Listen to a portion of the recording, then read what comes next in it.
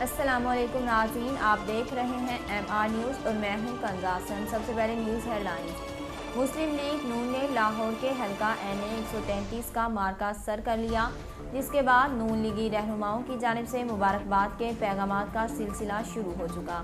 پاکستانی پارلیمان میں قائد حزب اختلاف اور مسلم لیگ نون کے صدر شہباز شریف نے NA 133 ضمنی انتخاب میں کامیابی پر شہباز شریف کی عوام اور پارٹی رہنماؤں کو مبارکباد دیتے ہوئے کہا کہ حلقہ کے عوام نے ہمیشہ کی طرح نون لیگ پر اعتماد کا اظہار کیا۔ شہباز شریف نے مزید کہا کہ نون لیگ ہمیشہ کی طرح عوام کے اعتماد پر پورا اترے گی۔ وزیر اعلیٰ بلوچستان عبدالقدوس بزنجو کا کہنا ہے کہ حلف لینے کے روز ہی کہا تھا صفائی میں وقت لگے گا۔ وزیر اعلیٰ بلوچستان نے کہا تھا کہ 3 سال سے لوکل گورنمنٹ کے تنخواہوں کے پیسے بند تھے، 3 سال سے تنخواہیں بند تھیں، ان کا کوئی بھی قصور نہیں۔ عبدالقدوس بزنجو نے کہا کہ شہر کی صفائی پر کوئی سمجھوتہ نہیں کروں گا، لوکل گورنمنٹ کے تنخواہوں کے لیے آج فنڈز ریلیز کر دیں گے، تنخواہیں دینے کے بعد بھی شہر میں صفائی نہیں ہوئی تو سخت ایکشن لیں گے۔ وزیر خارجہ شاہ محمود قریشی 6 دسمبر سے 8 دسمبر تک برسلز کا دورہ کریں گے۔ ترجمان دفتر خارجہ عاصم افتخار احمد کی جانب سے جاری کردہ بیان کے مطابق وزیر خارجہ مخدوم شاہ محمود قریشی یورپی یونین کے ساتھ مذاکرات کے لیے کل یورپین دارالحکومت برسلز پہنچیں گے۔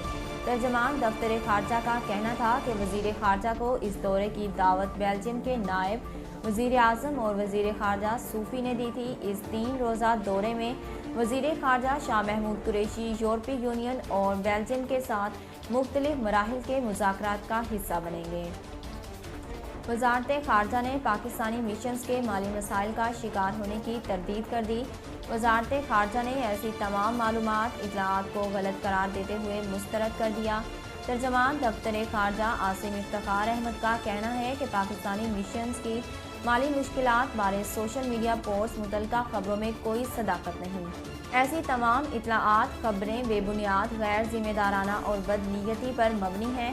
تمام پاکستانی مشنز متعلقہ مالیاتی اور بجٹ قواعد و ضوابط کے مطابق مؤثر کام کر رہے ہیں۔ پاکستان کے تمام مشنز کو کام کرنے کے لیے مطلوبہ وسائل فراہم کیے جاتے ہیں۔